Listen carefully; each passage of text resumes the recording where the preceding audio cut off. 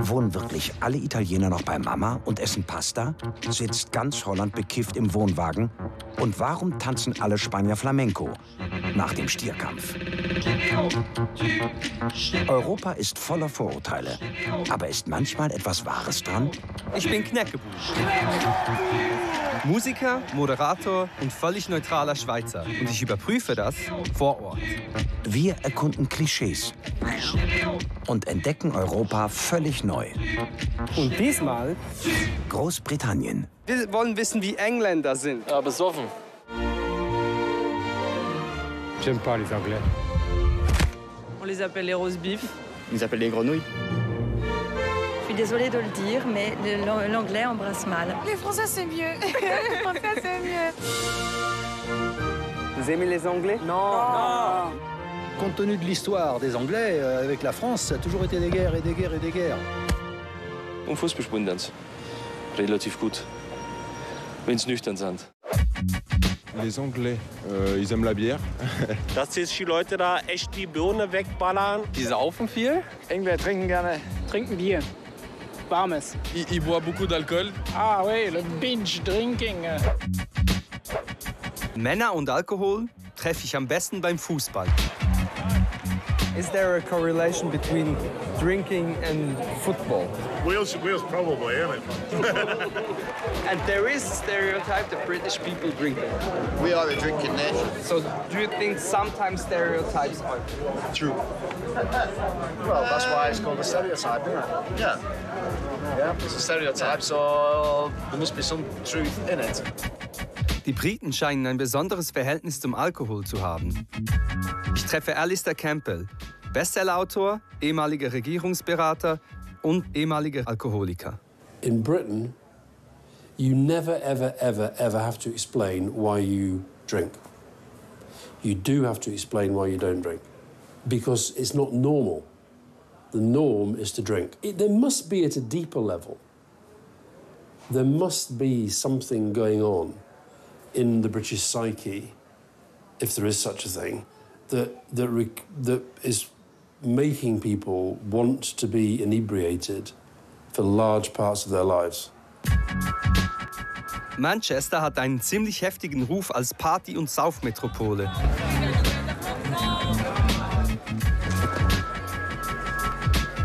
Hier treffe ich die Manchester Street Angels. Hi, my name's David. Hi, Rachel. Nice to meet you. Hi, David. Nikki. Nice Hi, Nikki. Manchester Street Angels was launched in November. We look after anyone who's had too much to drink. We deal with minor first aid to the in-between before they have to go to hospital. It's okay. To get her, yeah. Ah, her dad is coming. Basically, a couple of years ago, there was lots of young males being found in waterways in Manchester. Yeah. And then from there was the final death that kind of created a bit of public hysteria. And that's kind of where this spiralled from. We've got to get an ambulance, sweetheart. We need to get your legs checked at the hospital. What's your name? Hello? He's out this morning.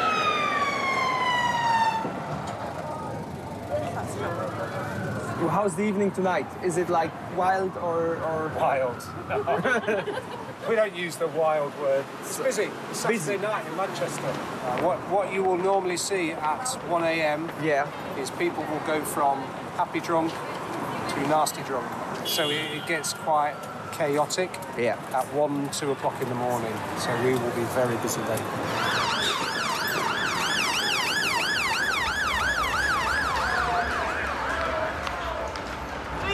Eine ganz normale Samstagnacht in Manchester.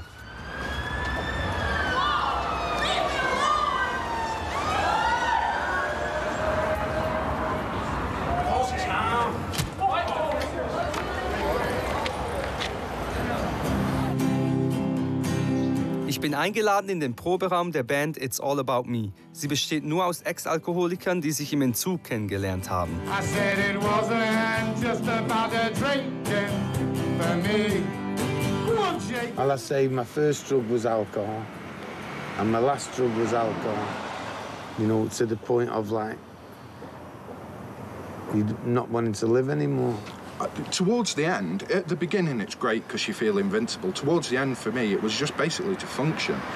All I ever wanted to do towards the end was sleep. Get to oblivion. Get to oblivion. I just wanted to be out of it. I wanted to be shut off from the world, have no feelings, and just forget about everything.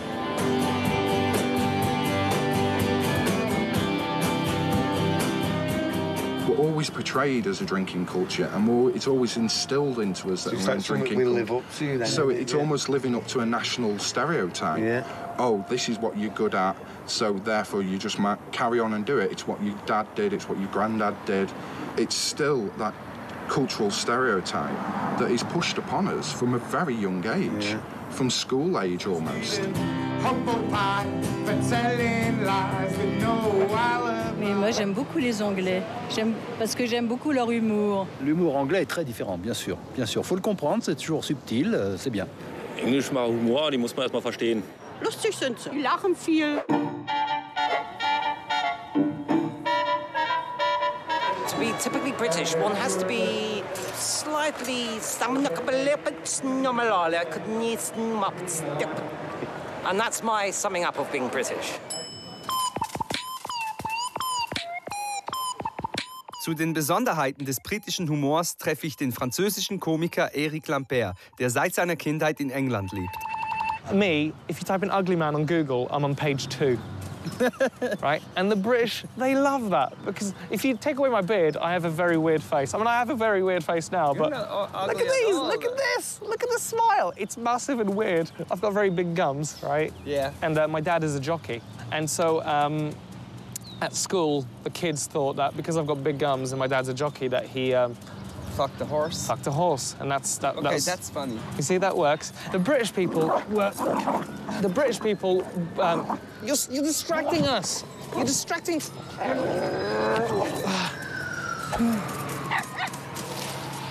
They like when you're making fun of yourself.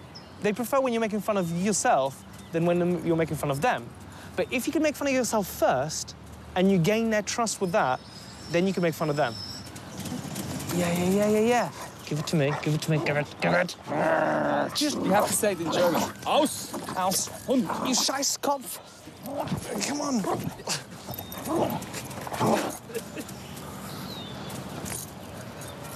Idiot. Where's he gone? It's a good coping mechanism. In the UK, they don't talk a lot. They don't talk about their emotions as much as, let's say, they do in France. In France, emotions. But in the UK, no emotion. They do not exist. No, nothing. So therefore, the way they express themselves is with black humor. Like, I've got a friend whose dad died, like last year, basically. And within a day, we were making jokes about his dad dying, because that was, for him, a way to cope with it. He wouldn't cry. He wouldn't show any emotion about it. It was like, my dad's dead. If my dad died, because I'm French, crying and, you know, because it's natural to have emotion. You know, if something's sad, but you can say something to make you laugh, that feels good. Welcome to England. It's shit here. Go to Wigan. Have a fight and a beer. Beardyman ist ein weltbekannter Beatboxer und Freestyle-Rapper. Und er sieht das Königreich etwas kritisch. It's really weird to be English and to know that, like, you're, like, hated all around the world because, like, the colonial history and, like, you know, we've got this big class divide, so we're seen as, like, you know, brutish, sort of working class, like, sort of angry football hooligans on one side, and then also really hoity-toity, like, you know, high-class royal twats on the other side. And then if you're neither one of those things, you don't quite know what you should aspire to or what you should be. Fuck it, I'll fucking stab him up. I'm gonna go down Wigan, get into a fucking fight with a bouncer. Who fucking wants some? That's England in a nutshell. That's England. That is the most British thing that's ever happened. That's true. Und Essen? Ja, Pommes. Ja, über das Essen reden wir lieber nicht. Unten Essig und dann Pommes obendrauf. Das lieben die. Ils mangent mal. Oui, je préfère la cuisine française. Ziemlich hartes Frühstück. Schinken, Fett, eklig. Fish and chips. Fish and chips. Le fish and chips? Chips and fish. I'm here for fish and chips. Fish and chips? Yes. Es riecht nach einer Mischung aus Fisch und Kebab. Salt and vinegar? Yes, please.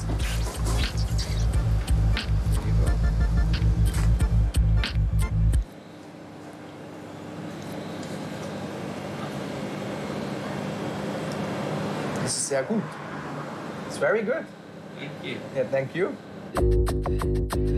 Fish and Chips kann doch nicht alles sein. Was hat die britische Küche denn sonst noch zu bieten?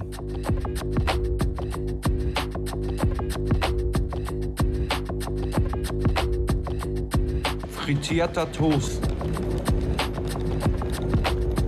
Ich treffe die Starköchin Andy Oliver und ihren Mann Garfield. You know, it wasn't just a stereotype. The food in England used to be just awful.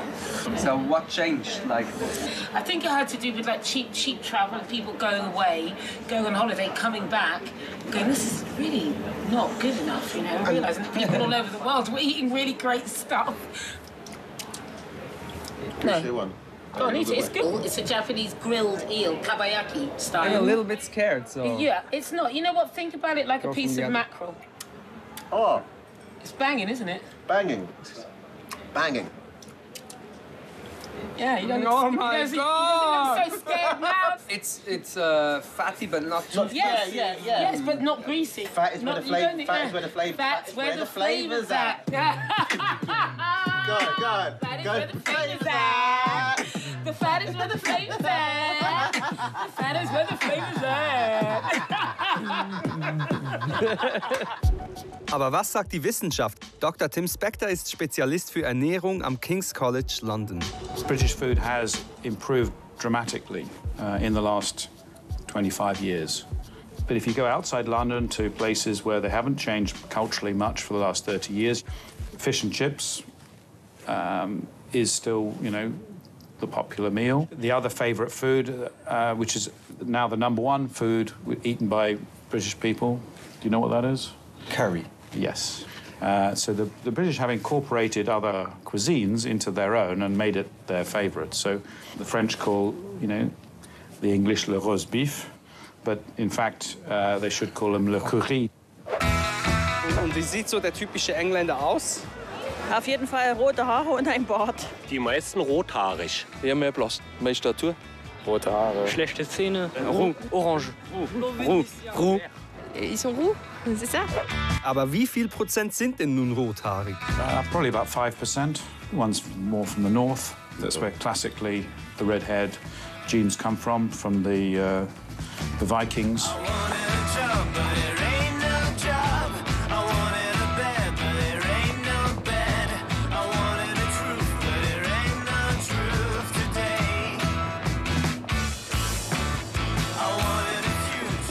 There is a saying that a lot of British people, they have red hair.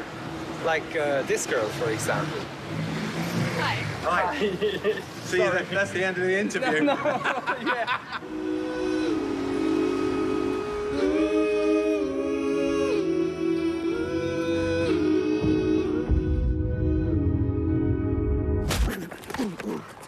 Auch bei meinem nächsten Treffen in der Kleinstadt Wigan sind rote Haare schnell wieder Thema. Where I started from was growing up as a child. It wasn't, you know, easy being ginger.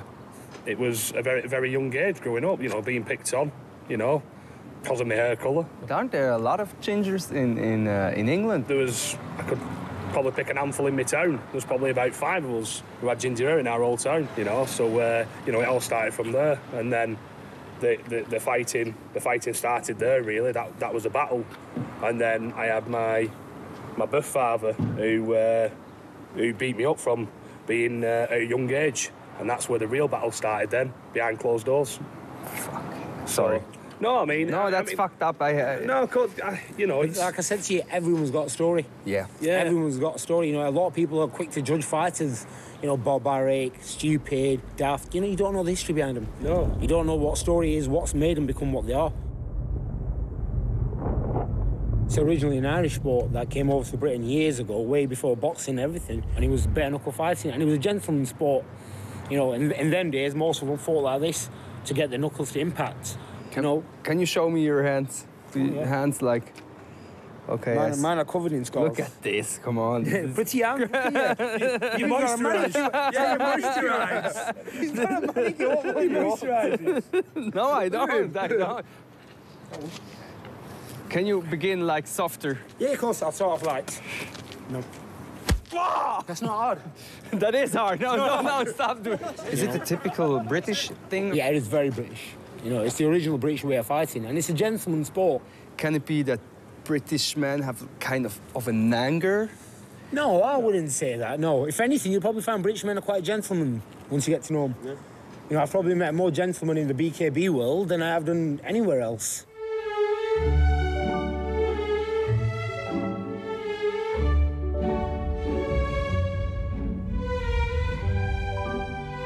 You're a little bit scared now? You got a deal. Oh no, come on. Voilà, ce sont des gens cultivés, c'est une grande histoire comme la nôtre. C'est très chic, très gentleman. Fait du polo, très bien élevé. Ils sont très bien élevés. Nach diesen Gentlemen muss ich mehr erfahren über die berühmten britischen Manieren. Also mache ich einen Benimmkursus bei der renommierten Etikettelehrerin Penny Edge. Ich bin aufgeregt. Wie soll ich mich verhalten? Hi. Nice to meet you. How do you do? Patty, it's David. How do you do, David? Was this already wrong, probably? No, that was fine. Probably a little bit firmer. Okay. Yeah. Relax your arm. Be a bit more relaxed. Yeah. Yeah. Okay. And just say, how do you do? My name's Penny. And then you say, how do you do, David? Fine. Okay. Fine, thank you, I'm David. Yeah. We'll do it again. Yeah, and don't put your hands in your pockets. That's rude.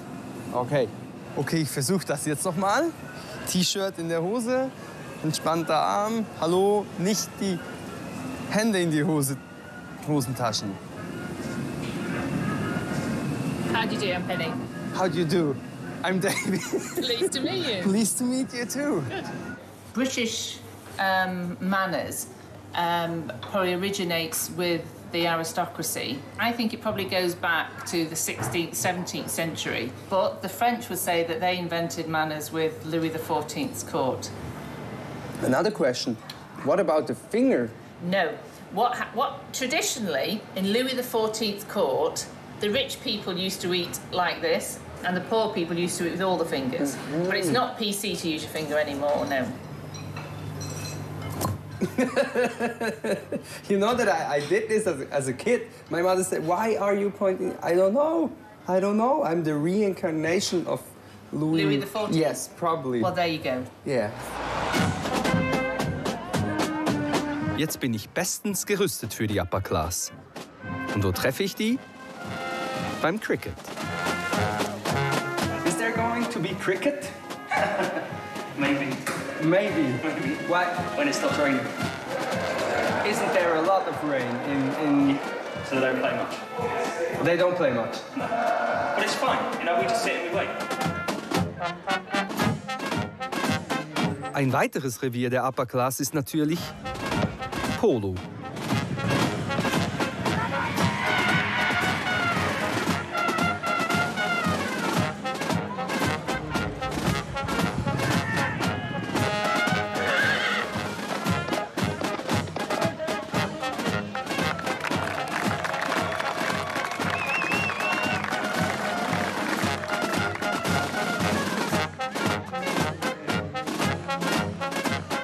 Haben denn wirklich alle Briten gute Manieren? I wouldn't say everyone, but yeah, on the whole, I think we're probably a well-mannered country, yeah. I think it used to be absolutely 100% true. Perhaps not quite so true today as it was in my father's time. Und jetzt geht es an die Spitze der Aristokratie. Zu einem echten englischen Lord. Eccentric, yes. Very eccentric. If you meet him, you'd know what I meant.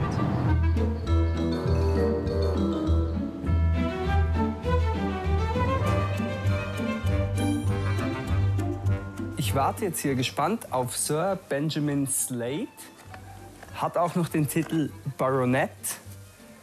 ist scheinbar waffen- und hutnah auch und ist ein Abkömmling des englischen Königs.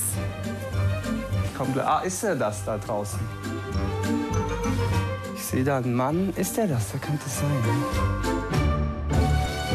Can you explain to the audience, like you are a Sir, but we also had the title of Baronet. Can you give us a very short overview? Is it possible to break it down? Break it down, yeah. How we break it down, somehow my family has missed out. I've only got 3 titles. One of them is Baronet, which is a minor. Obviously, the top guy's a Baron. We need another 21 people to die, and I become a Baron. I just wish they'd hurry up. Is it true that the British, and especially the upper class, have so good manners? No, once you get into the upper class, you can behave as badly as you want to. The one thing about being an aristocrat like me, we behave badly. And, you know, everybody else behaves quite well. And so we drink too much, we fight too much, and, you know, just carry on. That is a great advantage. Even the Queen eats the chicken. She's German, by the way. She's my relative by the hand. So, you know, we don't give a shit. You know, we just do what we want to do. Why are you posing with the machine gun? Because we had a big cat around here, and the big cat was eating all the sheep, and so I said I was going to go and shoot the cat. And then the police arrived, and then we had a big problem. Then, you know, we do the best we can here. Is this an automatic? Yeah, we kill everything around here, you know. Behind the dogs.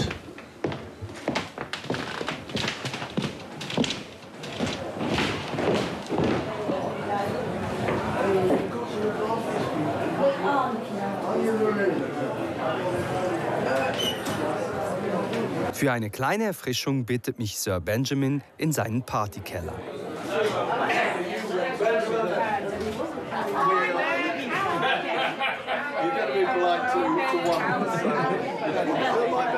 That's a gun collection. That's a 1928 Thompson. Unfortunately, it's deactivated. It's probably unfortunate. I'm a pacifist, by the way. Oh, right, good, yes. Standing well, here. I got some interesting weapons, but they're all much older than this. This is Second World War Russian submachine gun. Yeah. What would you say is the typical British man like? How are they? Oh, the British are hopeless. Look, what they do, they are all they don't want to talk to anyone. The French, they want to talk to everyone. You go to a bus stop in France, and everybody wants to talk to you. You know, we were in France, and there is one thing, this is another topic now, but there is one thing, like the French guys, they say they are way better lovers than the Englishmen. Oh, for God's sake. Look, these frogs, all they do all day is lie in bed and make love. Look, us people, the Germans work. They're very good. They work, and they've got beautiful women. And I love German women because they're tall and they're beautiful. I need height. However, the French, I mean, you know, they're clever people. They're like foxes. Why do you think is there this rivalry between French and English? Always has been. We had a big problem in our family in 1750. We married a girl from France who was very small. And now it's taken 250 years to get to my height. That's why I like German. German women are tall, big, strong, hard-working. We need a German who is strong to breed warriors. So what do you think, what would be a wish for your future? My future, right now, I need money, power, sex, more land, and a wife, and lots of strong, healthy children to go forward. And I need a German wife fast.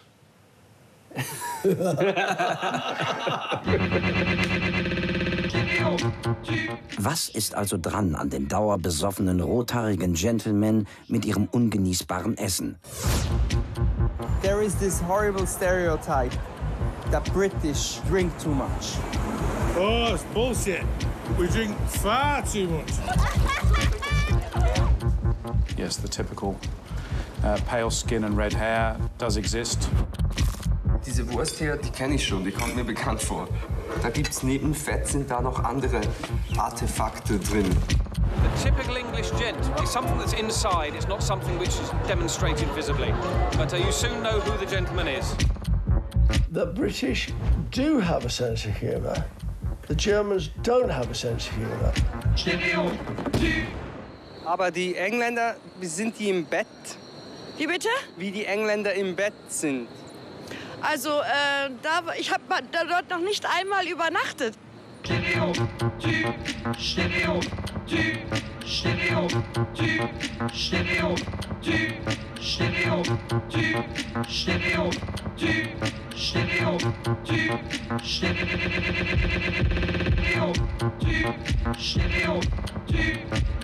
Stereotyp, Stereotyp, Stereotyp, Stereotyp, Stereotyp, Stereotyp.